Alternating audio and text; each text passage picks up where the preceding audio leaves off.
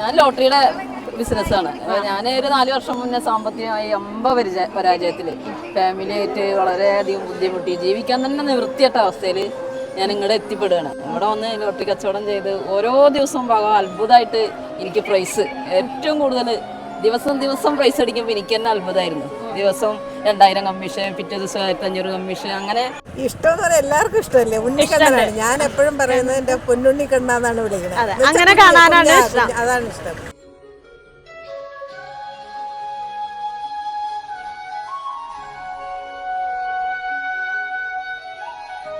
ഒരു അനുഭവം ഞാൻ ലോട്ടറിയുടെ ബിസിനസ്സാണ്.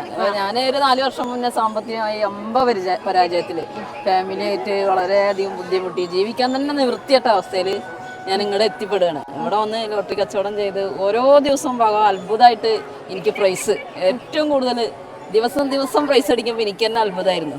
ദിവസം 2000 കമ്മീഷൻ, പിറ്റേ ദിവസം 1500 കമ്മീഷൻ. അങ്ങനെ ഡെയിലി ഭഗവാന്റെ അനുഗ്രഹം പറയുമ്പോൾ ഒരു അനുഭവം അല്ല എനിക്ക്.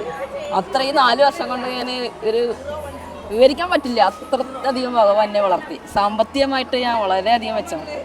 അപ്പോൾ അത്ര ഭഗവാൻ എന്നെ സഹായിച്ചത് എനിക്കത് ആർക്കും ഗുരുവായൂരുള്ള ഒരുവിധം ജനങ്ങൾക്കൊക്കെ എനിക്ക് അറിയാം. ഞാൻ പാലക്കാട് പട്ടാമ്പിയിൽ നിന്ന് ഇവിടെ വന്ന് ടിക്കറ്റ് കച്ചവടം ചെയ്യണത്.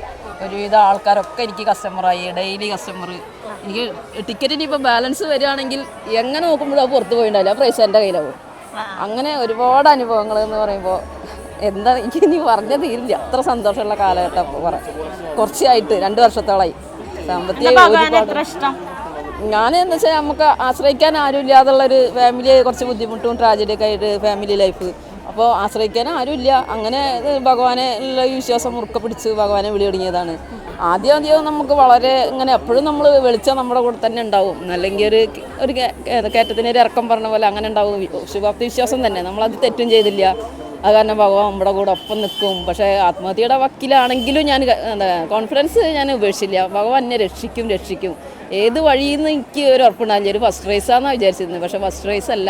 ഡെയിലി എനിക്ക് പ്രൈസും വരുമാനവും തന്നിട്ട് എൻ്റെ കച്ചവടം വർദ്ധിച്ച് 500 ടിക്കറ്റ് വരെ ഞാൻ ഇവിടെ കൊടുന്നാൽ ചിലവാകണ ഒരവസ്ഥ. 60 ടിക്കറ്റ് ചിലവാകാത്ത ആൾക്കാരുടെ ഇടയിൽ 500 ടിക്കറ്റ് വരെ ഞാൻ വിൽക്കണൊരു ആളായി മാറി. അപ്പോൾ അതൊക്കെ എനിക്ക് പ്രൈസ് ഭഗവാൻ തരുവാൻ തന്നെയാണ് ഏറ്റവും അത്ഭുതം. ഓക്കെ, വളരെ സന്തോഷം. ശരി. ഉയർച്ചയുണ്ടായി. അതാണ് എനിക്ക് കൂടുതലും പറയാനുള്ളത്. ഞാൻ ആഗ്രഹിച്ചതും അതാണ്.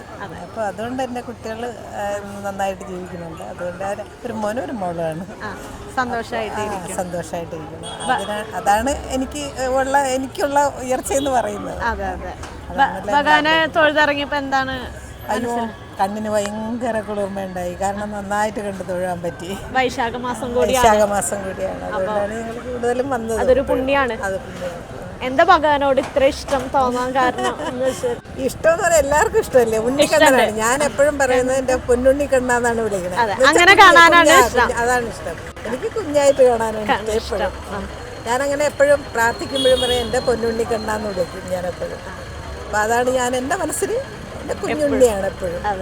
വിളിച്ചാ വിളിപ്പുറത്ത് കൂടെ അതെല്ലാവർക്കും അനുഭവം. വിളിച്ചാ വിളിപ്പുറത്തെത്തും. കൂടെ ഉണ്ട് തന്നെ വിശ്വസിക്കണം. നന്നായിട്ട് വിശ്വസിക്കുന്നുണ്ട്. ഇവരോട് ചോദിച്ചോളൂ.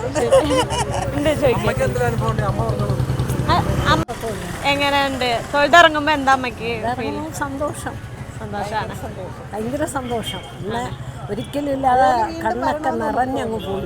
വീണ്ടും വരാൻ ഇനിയും കയറണമെന്നുണ്ട്. പക്ഷേ ക്യൂ ഇല്ലാതൊക്കെ അത് ഇത്രയും വൈശാഖ മാസമായിട്ടും നമ്മൾ നല്ല പ്രതീക്ഷിച്ചാണ് വന്നത്. എല്ലാവരും പറഞ്ഞു ഭയങ്കര ക്യൂ ആണ്, കാണാൻ പറ്റില്ല, നല്ലോണം ക്യൂ നിൽക്കേണ്ടി വരും. പക്ഷെ നമുക്കങ്ങനെ ഇല്ല. നല്ലോണം നമ്മള് ചോദിച്ച ഭക്തരൊക്കെ അങ്ങനെ പറഞ്ഞു കേട്ടോ. സുഖമായി തൊഴാൻ പറ്റും.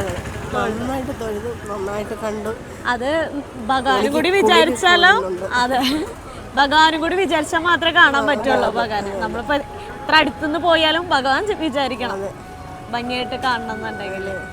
എന്തെങ്കിലും ഒരു അനുഭവം എന്ന് പറഞ്ഞാൽ എനിക്ക് എല്ലാ അനുഭവമാണ്. ഞാൻ വിചാരിച്ച കാര്യങ്ങൾക്ക് സാധിക്കുന്നുണ്ട്. ഭഗവാൻ സാധിച്ചു തരുന്നുണ്ട്.